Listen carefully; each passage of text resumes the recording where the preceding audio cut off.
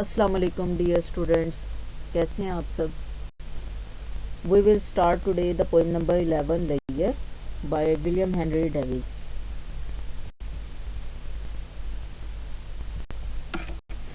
First of all हम जो सबसे पहले चीज़ इस पोएम के बारे में डिस्कस करने के लिए जा रहे हैं वो है जी इसका इंट्रोडक्शन में आपको हमेशा ही जो है वो चीज़ों के बारे में बताया जाता है, जैसे कि जो टाइटल है पोइम का उसका क्या मतलब है, मतलब मीन्स टू से मीनिंग ऑफ लेयर, जैसे कि हमारी पोइम का टाइटल ही लेयर है। After that writers introduction, obviously जिस राइटर ने या जिस शख्स ने वो पोइम लिखी है थोड़ा सा हमें उसकी लाइफ के बारे में हम डिस्कस करते हैं। उसके बाद उसके इम्पोर्टेंट वर्क्स आ जाएंगे, ठीक है। फिर हम पोइम की समरी को डिस्कस करेंगे। Then we will discuss the text of the poem. उसके बाद हम रेफरेंस टू द कॉन्टेक्स्ट की तरफ मूव करेंगे। फिर एक्सप्लेनेशन आ जाएगी स्टैंजास की या लाइंस की। उसके बाद थीम हम डिस्कस करेंगे इस पोइम का। फिर पेपर पॉइंट ऑफ व्यू से कौन से क्वेश्चंस उसके मोस्ट इम्पॉर्टेंट हैं उनकी तरफ हम जो है वो मूव करेंगे। उनके बाद जो है वो इस पोइम के जो इम्पोर्टेंट वर्ड्स और मीनिंग है हम उनकी तरफ जो है वो मूव करेंगे। सबसे पहले हमारा जो पॉइंट था वो था मीनिंग ऑफ लेयर, यानी कि हमने यहाँ पे बताना है कि लेयर जो लफ्ज़ राइटर ने यूज़ किया है, पोइट ने यूज़ किया है, एक्चुअली में उसका क्या मतलब है। लेयर मीन्स फ्री टाइम और स्पेयर टाइम, ठीक है। आप इसको मतलब ये जितने भी आपको वर्ड शो हो रहे हैं ये सब जो है वो लेयर को डिफाइन कर रहे हैं।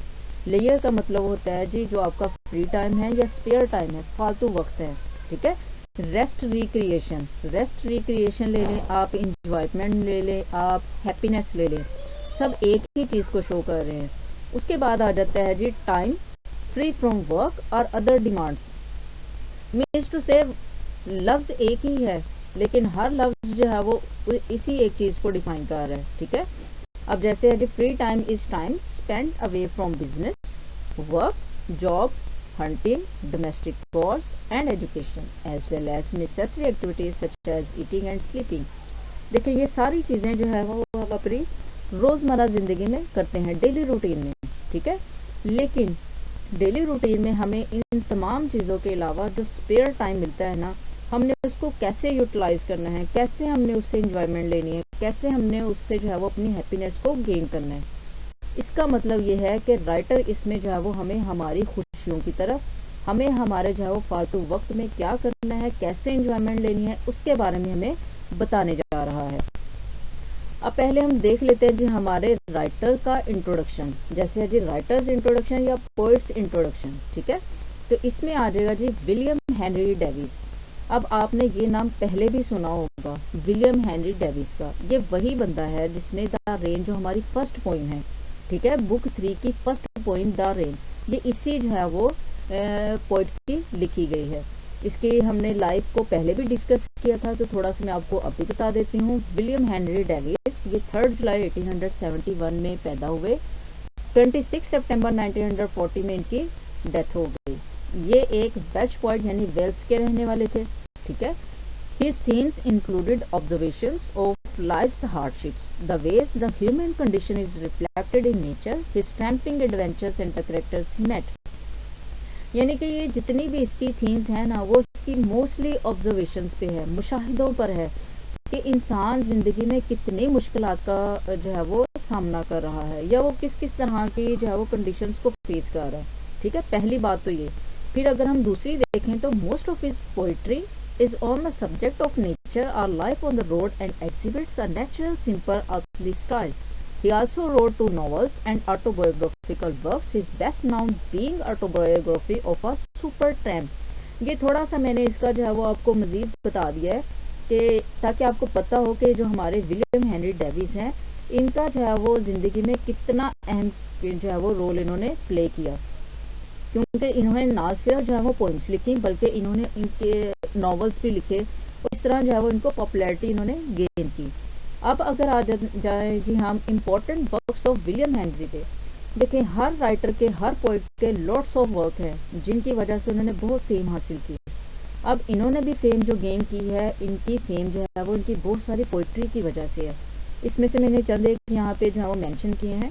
तो आप इनको चाहे तो सर्च भी कर सकते हैं, जिसमें सबसे पहले है इनका लेयर। ठीक है, लेयर वही जो हम पोइम हम अब डिस्कस कर रहे हैं। उसके बाद है money oh, days too short, Francis Thompson, a plain life, joy and player, the rain. आप इसकी जितनी भी पोइम्स को पढ़ेंगे ना, आप इन सब में नेचर को जो है वो फर्स्ट ऑफ ऑल पाएंगे। क्यों? क्योंकि ये जो विलियम हेनरी है, ये भी विलियम वर्ड्स के जो है वो कंटेम्प्रेरी हैं, ये भी उन्हीं के साथ थे। मतलब कि इन दोनों को जो है वो नेचर से बहुत ज्यादा मोहब्बत थी। तो अभी अगर हम देखें कि ये जो पोइम हम डिस्कस करने जा रहे हैं, इसकी हम समरी की तरफ पहले मूव करते हैं, ताकि मैं आपको इसकी थोड़ी सी समरी बता दूं, ताकि आपको जब आप पोइम पढ़ें तो आपको पोइम पढ़ते हुए किसी भी तरह की कोई भी मुश्किल पेश ना आए। चलिए जी, सबसे पहले मैं स्टार्ट करती हूँ समरी का। William Henry Davis talks about modern life in this poem. ठीक है, यानी कि मॉडर्न लाइफ के बारे में वो हमसे जो इस पोइम में डिस्कस कर रहे हैं। The progress of civilization to modernity has several detrimental effects on human life. It has snatched simplicity away from modern people. According to the poet, nowadays all that a person needs are care and comfort. One does not have the leisure to enjoy natural vibes. In this poem, Davies upholds the importance of nature and how it helps one to keep his spirit alive. देखें, यानी सारी ये जो poem summary आपको दी गई है ना, जहाँ ये जो आपके सामने शो हो रही है, इस सारी में एक ही बात बताई जा रही है कि पोइट इसमें जो है वो किसी चीज का अफसोस कर रहा है।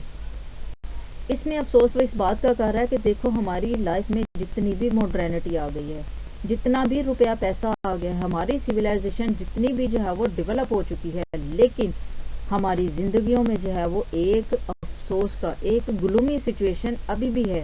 वो क्यों है? क्योंकि हमारी जिंदगियों से सिंप्लिसिटी जो है वो कहीं दूर चली गई है।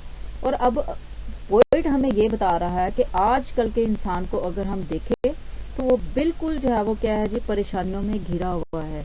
और वो क्या तलाश करने की कोशिश में है? कंफर्ट, सुकून तलाश करने की कोशिश कर रहा है। जबकि सुकून हमें इसलिए नहीं मिल रहा क्योंकि हम अपने लेजर टाइम में, हम अपने स्पेयर टाइम में, हम अपने फ्री टाइम में नेचुरल वाइब्स को एंजॉय ही नहीं कर रहे। इसलिए पोइट हमें जो है वो नेचर की इम्पोर्टेंस के बारे में बता रहा है, और ये बता रहा है कि हमने अपने स्पिरिट को कैसे दोबारा से जिंदा करना है। ठीक है, तो अभी ये आपके सामने ये जो शो हो रहा है, ये मैंने लिखा है जी टेक्स्ट ऑफ द पोइम लेयर। ये जो है वो टेक्स्ट है। इसमें अगर आप देखें तो हमारे पास कितनी है, ये टोटल लाइन्स 12 हैं, जबकि मोस्टली जगहों पे जो है ये 14 भी शो की गई हैं। ठीक है, तो आपने इस पोइम को सारी को एक नज़र अच्छे से देख लेना है। ये वो पोइम है जिसको आज हम डिस्कस करने के लिए जा रहे हैं। मैं थोड़ी सी पोइम की जो है वो ट्रांसलेशन कर देती हूँ। What is this life a full of care, we have no time to stand and stare, no time to stand beneath the board and stare as long as sheep और cows, no time to see in broad delight streams full of stars like skies at night, no time to turn beauty's glance and watch her feet how they can dance, no time to wait till her mouth can enrich that smile her eyes began. A poor life this is, full of care, we have no time to stand and stare. चलिए जी, कोई भी poem हमने start करनी है तो मैंने आपको हमेशा ही ये बात बताई है कि हमने सबसे पहले उस पोइम का रेफरेंस देना होता है। ठीक है, फिर हम जो है वो उसके कॉन्टेक्स्ट की तरफ मूव करते हैं। तो रेफरेंस के लिए मैंने आपको बताया था कि वो सेम लाइंस, जो वर्ड्स जो है वो आपने याद कर लेने हैं। कैसे लिखने हैं जी? These lines have been taken from the poem लेयर रिटन बाय विलियम डेविस। ये हो गया जी इसका रेफरेंस। अब अगर हमने इसके कॉन्टेक्स्ट की तरफ जाना है, ठीक है, तो कॉन्टेक्स्ट जो है वो सारी पोइम की लाइन, जो पोइम है उसका जो है वो context, reference to the context जो है वो सेम रहेगा, सिर्फ लाइंस की एक्सप्लेनेशन चेंज होती जाएगी। अब अगर हम इसके कॉन्टेक्स्ट की तरफ मूव करें, the poem is a criticism on the sorry state of modern man, the ideas presented in the poem have deep meanings. William Davies rightly points out that our life is full of care. The worldly worries have snatched our freedom and we are always at the mercy of time. We are enslaved by hurry, worry and mad race for success. These things have made us sick at heart. देखें इसके context में देखें कितनी खूबसूरती से ये बात हमें जो है वो बता दी गई है कि विलियम डेविस जो है वो ये बता रहे हैं कि हमारी ज़िंदगी परेशानियों से भरी हुई है। आज का इंसान अपनी जो है वो आज़ादी को खो चुका है। वो अपनी आज़ादी को इस तरह से खो चुका है क्योंकि वो परेशानियों का इतना ज़्यादा शिकार हो चुका है कि हर वक्त वो वक्त के रहमो करम के ऊपर है। और आज हम किस चीज़ के गुलाम बन चुके हैं? आज हम जल्दी के गुलाम हैं, आज हम परेशानियों के गुलाम हैं। आज हमने अपने आप को जो है वो रेस में कमाने के लिए, कामयाब होने के लिए इतनी तेज दौड़ लगाई हुई है कि हर बंदा दीवाना वार जो है वो भागता चला जा रहा है अपनी अपनी फेम के पीछे, अपनी सक्सेस के पीछे, ताकि वो जो है वो ज़्यादा से ज़्यादा मटीरियलिस्टिक हो सके, उसके पास ज़्यादा से ज़्यादा पैसा आ सके। These things have made us sick at heart. और यही वो तमाम चीज़ें हैं जिन्होंने आज हमें मुर्दा कर दिया है, बीमार कर दिया है। तो अब हम क्या स्टार्ट करने जा रहे हैं जी? एक्सप्लेनेशन। आपको पता है कि रेफरेंस टू द कॉन्टेक्स्ट हर लाइन का सेम रहेगा। जैसा कि अब हमारे पास लाइन थी first two, what is this life is full of care, we have no time to stand and stare. अब आपने जो है वो इन दो लाइनों में सबसे पहले जो चीज़ देखनी है वो देखनी है कि इसमें इसने इसके बाद ही क्यों कॉमा लगाया, इससे पहले क्यों नहीं लगाया। तो इस कॉमा का मतलब ये हुआ कि ये इसने कॉमा इसलिए लगाया कि ये कैसी ज़िंदगी है जो परेशानियों से घिरी हुई है। ठीक है, तो we have no time to stand and stare. Stand खड़े होना, स्टेयर का मतलब होता है किसी चीज़ को लॉन्ग टाइम के लिए जो है वो देखना। वो कहता है कि ये कैसी ज़िंदगी है जो परेशानियों से घिरी हुई है। हमारे पास तो इतना भी वक्त नहीं है कि हम जो है वो खड़े हो और जो है वो घूर कर या जो है वो ज़्यादा देर तक जो है वो नेचर ऑफ ब्यूटी को देख सकें। तो चलिए अगर आप इसकी इंग्लिश में ट्रांसलेशन चाहें तो it is an ironic poem. Ironic का मतलब होता है जो किसी चीज़ पे जो है वो तंज कर रही हो, तंज से मुराद जिसमें जो है वो कोई बिटर रियलिटी छुपी हुई हो। The poet laments over the life we are living without enjoying the beauty of nature. Obviously ऐसा ही है, ना सिर्फ पोएट बल्कि हम भी जो है वो इस चीज़ पे अपने अफसोस का इजहार कर रहे हैं अपनी ज़िंदगी के ऊपर कि हम जो है वो ब्यूटी ऑफ नेचर को एंजॉय किए बगैर ही अपनी ज़िंदगी गुजार रहे हैं। According to the poet, if there is no spare time to enjoy nature, life is worthless and charmless. And this is true. हमारी ज़िंदगी नेचर को एंजॉय किए बगैर जो है बिल्कुल वर्थलेस है, चार्मलेस है, उसमें किसी भी तरह की कोई भी कशिश नहीं है। Cares and worries are ruin the beauty of life. बिल्कुल हमारी परेशानियों ने हमारी जिंदगी की खूबसूरती को तबाह बर्बाद करके रख दिया है। A contact with nature is the secret of a happy life. Exactly, अगर इंसान का ताल्लुक नेचर के साथ, ग्रीनरी के साथ रहता है तो यही खुशगवार जिंदगी का राज है। The modern man is busy in materialistic pursuits, his mechanical life has deprived him of the beauty of nature. और ऐसा ही है, आज का जो जिद्दत पसंद इंसान है, जो अपने आप को बहुत मॉडर्न ख्याल कर रहा है, वो इतना ज़्यादा मटेरियलिस्टिक हो चुका है कि वो अपनी ज़िंदगी से ब्यूटी ऑफ चार्म को या ब्यूटी ऑफ नेचर को बिल्कुल ख़त्म कर चुका है। ठीक है, ये फर्स्ट टू लाइंस की जो थी वो एक्सप्लेनेशन थी। अब अगर हम मूव करते हैं अपनी लाइन नंबर 3 to 4, उसमें क्या है जी? No time to stand beneath the boughs and stare as long as sheep और कॉल्स। देखो इन लाइंस में पोइट ने जो है वो कितने दुख का इजहार किया है। मतलब कि हम क्या एनिमल्स से भी ज़्यादा जो है वो हमारी वैल्यू उनसे भी कम हो चुकी है। अब देखें इसमें फिर उसने वर्ड यूज़ किया है नो टाइम, कि कोई वक्त नहीं है, टू स्टैंड, कि खड़े हो। देखो स्टैंड के साथ उसने टू लगाया, इन्फिनिटिव का यूज़ किया। बीनीथ, बीनीथ जो है वो आपकी प्रेपोजिशन है, बीनीथ मतलब नीचे। बोज मतलब ब्रांचेज ऑफ अ ट्री, कि एक दरख्त की शाखें। And stare as long as sheep और काउज, जैसे कि भेड़ और गाय। ठीक है, the poet compares man with animals like cow and sheep. He says that even animals are lucky enough to enjoy the beauty of nature. जी, ये तो बिल्कुल अब कहा जा सकता है कि इंसान वाकई, देखिए हमसे बेहतर तो फिर, हमसे ज़्यादा खुशकिस्मत तो जो है वो फिर जानवर ही हुए, जो है वो ब्यूटी ऑफ नेचर को एटलीस्ट इंजॉय तो कर रहे हैं ना। Man who is the crown of all creatures, देखो जिसको ताज पहनाया गया है तमाम मखलूकों का, does not understand the importance of nature and it's effects on human life. और ऐसा ही है, वही नहीं समझ पा रहा कि नेचर की क्या अहमियत है और इसके क्या असरात जो है वो इंसानी ज़िंदगी पर हैं। Animals are fortunate enough to live in nature and enjoy it as long as they wish. और वाकई ऐसा ही है। देखिए एनिमल्स आर फॉर्चुनेट, कि वो कितने खुशकिस्मत हैं, वो हमसे ज़्यादा खुशकिस्मत हैं कि वो नेचर ऑफ ब्यूटी में जी रहे हैं और उसको एंजॉय भी कर रहे हैं अपनी ख्वाहिश के मुताबिक। They find enough time to stand under the trees and gaze at the bounteous beauty of nature for a long time. Exactly, हम इस चीज़ से बिल्कुल एग्री करते हैं, लेकिन अब अफसोस के सिवा हम कुछ नहीं कर सकते। हाँ ये है, अगर अब हम एक्सप्लेनेशन की तरफ आ जाएं 5 to 6 लाइन की तरफ, तो उसमें आप देखें हमारे पास जो है वो कौन सी लाइन है, नो टाइम। देखें फिर उसने जो स्टार्ट किया है वो नो टाइम से स्टार्ट किया है। No time to see in broad daylight. Broad होता है जी ओपन, एक्सटेंसिव, खुली। डे लाइट यानी खुले दिन की रोशनी। Streams full of stars, stream कहते हैं लेक को, नदियों को।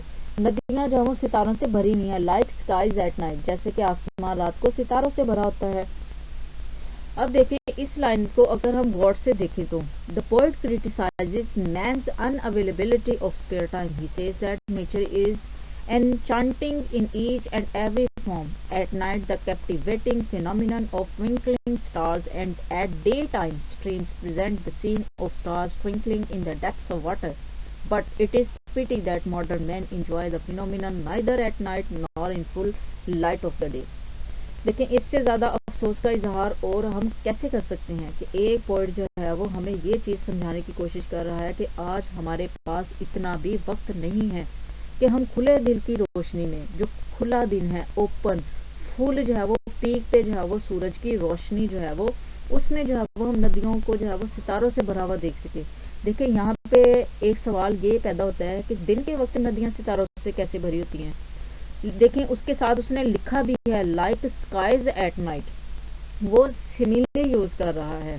अब अगर आप कभी देखें ना दिन के टाइम के वक्त रोशनी, तो जब चमक रही होती है तो पत्तों में से जब गुजर के आ रही होती है, दरख्तों के पत्तों में से, और नीचे पानी हो, तो वो एक अलग से जो है वो एक अपना सीन क्रिएट कर रही होती है, वो चमक रही होता है वो पानी जो है ना, तो ऐसे लग रहा था जैसे उस नदी में जो है वो सितारे टिमटिमा रहे हों। तो सेम यही बात जो है वो पोइट भी डिस्कस करने की कोशिश कर रहा है कि हमारे पास इतना भी वक्त नहीं है कि हम जो है वो खुले दिन की रोशनी में जो इस वक्त सितारों से भरी हुई नदी की मानी दिखाई दे रही है कि हम उसको ही देख सकें, यानी कि हमने जो है वो अपनी तमाम ब्यूटी ऑफ नेचर को खो दिया है। अब अगर हम लाइन नंबर 7 to 8 की तरफ आए तो यहाँ इसने बताया है no time to turn at beauty's glance and watch her feet how they can dance. देखिए इसमें जो है ना उसने पर्सोनिफिकेशन यूज की है, ठीक है। पर्सोनिफिकेशन का मतलब होता है कि किसी बेजान चीज को जो है वो जानदार चीज की जो है वो खूबी देना, क्वालिटी देना। तो इसमें उसने देखे फिर लाइन का स्टार्ट जो है वो नो टाइम से किया है। To turn at, turn at का मतलब होता है अटेंशन देना, तवज्जो देना, मुतवज्जे करना। ब्यूटीज ग्लैंस, देखिए ब्यूटी का बी कैपिटल है और आगे अपोस्ट्रोफी डाल के ऐसे, इसका मतलब ये है कि ये जो है किसी लिविंग थिंग के बारे में बात कर रहा है। ये ब्यूटीज ग्लैंस एक्चुअली लड़की के बारे में इस्तेमाल किया जा रहा है कि हमारे पास इतना भी वक्त नहीं है कि हम जो है वो किसी खूबसूरत जो दोशेजा है एंड वॉच हर फीट, उसके कदमों को देख सके, हाउ दे कैन डांस, कि वो किस तरह रक्स करते हैं। देखिए यहाँ पे जो हमारे पास एक खूबसूरत लड़की का जो पर्सोनिफिकेशन यूज की गई है या जो उसका जो है वो जिक्र किया गया है, वो क्यों किया गया है, इसका मतलब ये है कि जो लड़की है वो भी अल्लाह ताला की बनाई हुई बहुत खूबसूरत जो है वो एक क्रिएचर है, तो इसलिए उसने इसका जो है वो इसको यूज किया है। अब अगर इसकी एक्सप्लेनेशन देखें तो beauty I the name of proportion and a thing of beauty is a joy forever. Here the poet personifies beauty as it starts with capital B. Personification is a figure of speech in which human qualities are given to non-living things. The poet presents beauty as a woman whose rhythmic movements are a constant source of joy. Actually, the poet wants to show the proportion in different objects of nature. Modern man does not feel this rhythm and proportion of beauty owing to lack of spare time. इसका मतलब ये है कि यहाँ पे उसने personification तो use की है, लेकिन उस पर्सोनिफिकेशन को उसने इसलिए इस्तेमाल किया है, उसको इसलिए यूटिलाइज किया है कि आज का इंसान जो है वो एक खूबसूरत लड़की के पाँव वो किस तरह से रक्स करते हैं, उसके पास इतना भी टाइम नहीं है कि वो उनको देख सके या उनसे जो है वो लुत्फानंदोज हो सके, उससे जो है वो अपनी रिक्रिएशन जो है वो गेन कर सके। यहाँ पे एक्चुअली जो गर्ल का इस्तेमाल किया गया वो इसलिए किया गया है क्योंकि ये भी ब्यूटी ऑफ नेचर में ही शुमार होती है या इंक्लूड होती है, ठीक है। अब हमारे पास लाइन नंबर आ जाती है जी 9 to 10। नो टाइम, देखिए थ्री लाइन का स्टार्ट जो है वो नो टाइम से हो रहा है। No time to wait till her mouth can enrich that smile her eyes began. देखिए इसका मतलब ये है कि ये वाली जो लाइन्स हैं इनमें भी जो है वो हर जो है वो लड़की के लिए यूज किया गया है। ठीक है, कि हमारे पास कोई वक्त नहीं है। वो मुस्कुराहट जो उसकी आंखों से शुरू होकर उसके पूरे मुंह पर फैलती है, हमारे पास इतना भी वक्त नहीं है कि हम उस मुस्कुराहट को से ही जो है वो लुत्फानंदोज हो सके। अब अगर हम इसकी एक्सप्लेनेशन की तरफ जाते हैं, the poet has personified beauty. Exactly अभी मैंने आपको लास्ट लाइन में बताया कैसे उसने जो है वो पर्सोनिफिकेशन को यूज किया। He narrates the brief but charming phenomenon of her smile that modern man misses. The poet beautifully describes that simile smile which starts from eyes and reaches lips within no time. But modern man does not have even that short time to enjoy the smiling beauty. According to the poet, only a glance at nature refreshes us and fills us with happiness. Our hearts feel beauty through eyes, but the modern man has no time to enjoy the beauty of nature. Helen Keller says, the seeing see little. देखिए कितनी खूबसूरत lines हैं ये, कि एक लड़की जब मुस्कुराती है, ठीक है, और मुस्कुराने का ताल्लुक जो है वो कैसे है। देखिए हमारे पास दो चीजें हैं, पहले जो है वो सुनना, फिर अपनी आंखों से जो है वो उसका इजहार करना, यानी एक्सप्रेशन तो फेस से ही होना है ना। तो वो एक्सप्रेशन जिसका जो है वो फेस से जो है वो इजहार होना था, अब उसके बारे में वो क्या बता रहा है कि उसकी वो स्माइल जो आंखों से शुरू होकर उसके होंठों पे खत्म हो रही है, हमारे पास इतना भी वक्त नहीं है कि हम उसकी मुस्कुराहट से ही लुत्फानंदोज हो सकें। अब अगर हम इसके लास्ट लाइंस की तरफ जाए तो लास्ट लाइंस हैं जी, a poor life this is full of care, we have no time to stand and stare. अब आपने इस पूरी पोइम की जितनी भी लाइंस थी इनको हमने गौर से देखा, सुना और पढ़ा, ठीक है। अब लास्ट लाइंस भी जो है वो हमारी फर्स्ट टू लाइंस की तरह की ही हैं। इट मीन्स इस पूरी पोइम में जो है वो पोइट किसकी तरफ फोकस कर रहा है, वो इसी की तरफ कर रहा है। The poet concludes the poem by answering the question that he has posed in the beginning of the poem. Modern man is busy in materialistic pursuits and does not enjoy nature. His life is worthless and useless. Materialistic pursuits bring tension and depression while nature brings happiness and joy. It heals wounds and soothes heart. A tension-free life is worth living. कितनी खूबसूरत lines जो है वो इसमें discuss की गई हैं। अब देखो वो कह रहा है कि इसमें जो है वो पोइट को अपने आंसर का जो है वो अपना आंसर जो है वो मिल चुका है, जो उसने पहली लाइन्स में दिया था कि ये जिंदगी क्या है। अब उसने बताया ये जिंदगी ये है कि आज का जो जिद्दत पसंद इंसान है उसने अपने आप को इतना जो है वो मादी वसाइल में, मादी कामों में इतना जो है वो मसरूफ कर लिया है कि उसके पास जो है वो नेचर को एंजॉय करने के लिए कोई टाइम नहीं है। इसलिए उसकी जिंदगी जो है वो बिल्कुल बेमायने और जो है वो बिल्कुल बेकार हो चुकी है। अब ये तमाम मटेरियलिस्टिक परस्यूट उसकी जिंदगी में सिवाय टेंशन और डिप्रेशन के कुछ नहीं लेके आ रहे। हाँ, अगर वो एंजॉय को, नेचर को एंजॉय करना शुरू कर दे तो वो उसकी ज़िंदगी में हैप्पीनेस भी लेके आएगी और जॉय भी लेकर आएगी। लेकिन ऐसा तभी मुमकिन है जब हम अपनी मटेरियलिस्टिक लाइफ को एक तरफ रखते हुए हम जो है वो नेचर ऑफ ब्यूटी से बिल्कुल जो है वो लुत्फानंदोज हों। ठीक है, तो ये हमारी लाइन्स की थी जी एक्सप्लेनेशन। अब कोई भी पोइम हो तो हर पोइम का कोई ना कोई थीम भी होता है, जैसा कि हम हमेशा ही डिस्कस करते हैं। तो आज हम जो इस पोइम का थीम है लेयर का, वो हम डिस्कस करने जा रहे हैं। देखिए डेविस की जो पोइम है लेयर presents several themes obviously such as modernity, simplicity, spirituality, nature, and most importantly layer. The most important theme of the poem is, as said earlier, layer. Throughout this work, the poet highlights the importance of layer in one's life.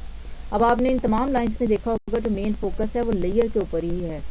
तो layer, ये देखें ना, layer का मतलब spare time. तो आप अपने spare time को जो है वो यूजलेस ना करें, आप उसको जो है वो यूटिलाइज करें किसी अच्छे कामों में। अच्छे कामों से मुराद ये कि आप नेचर ऑफ ब्यूटी को एंजॉय करें। नेचर ऑफ ब्यूटी में आप मेडोज को देखें, पास्टर्स को देखें, ग्रीनरी को देखें, अपने माउंटेन्स को देखें, ग्रेसी लैंड्स को देखें, ग्रेसी लॉन्स को देखें, लेक्स को देखें, स्ट्रीम्स को देखें, रिवर्स को देखें। हर चीज़ जो है वो नेचर ऑफ ब्यूटी से फिल है। ठीक है, तो इसमें हमारे पास वो यही थीम, इसी पे मेन जो है वो फोकस करने की कोशिश कर रहा है कि हमें अपने लेयर टाइम में जो है वो नेचर ऑफ ब्यूटी को जो है वो सर्च करना है। उससे जो है वो हमने एंजॉयमेंट जो है वो गेन करनी है। ठीक है, अब इसके इंपॉर्टेंट क्वेश्चंस एंड आंसर आ जाते हैं इस पॉइंट पे। ठीक है, तो मैं इनके आपको जो है वो कुछ क्वेश्चंस दिए हैं, आपने इनको जो है वो अच्छे से एक नज़र देख लेना है। ये पेपर पॉइंट ऑफ व्यू के जो है वो लिहाज से काफ़ी इंपॉर्टेंट है। फर्स्ट ऑफ ऑल हमारे पास जो क्वेश्चन है जी वो है जी why doesn't man have no time to enjoy the beauty of nature. अब अगर आप इस क्वेश्चन को देखें ना तो इसमें ये लफ्ज जो आ रहा है नो टाइम, आप इस पूरी पॉइंट को जब इसके टेक्स्ट पढ़ते हैं तो इसमें 6 टाइम जो है वो नो टाइम को यूज किया गया है।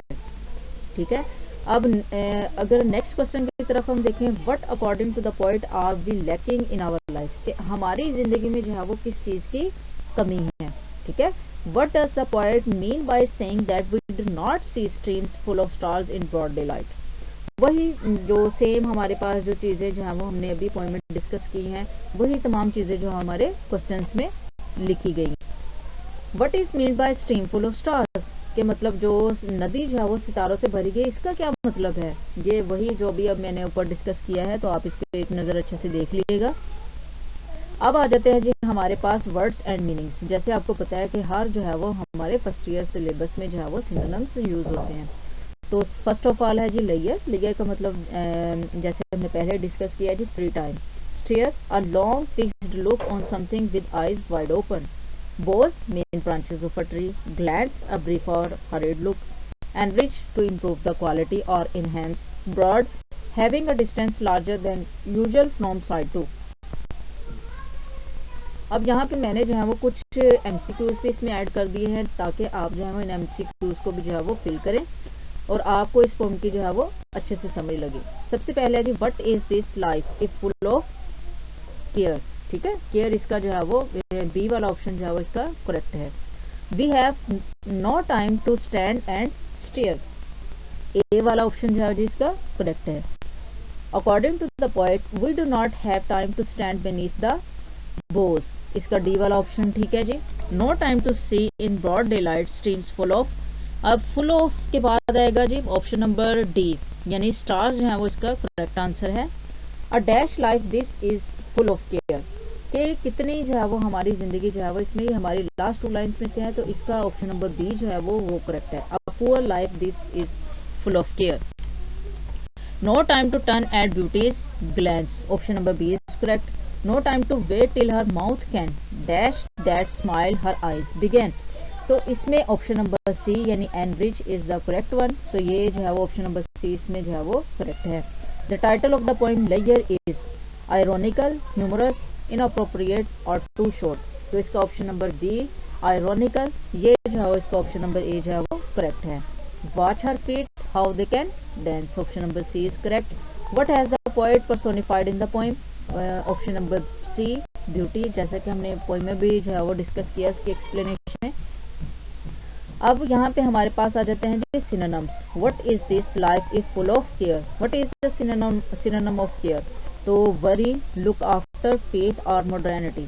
तो इसमें जो है वो हमारा ऑप्शन नंबर ए यानी वरी जो है वो करेक्ट है।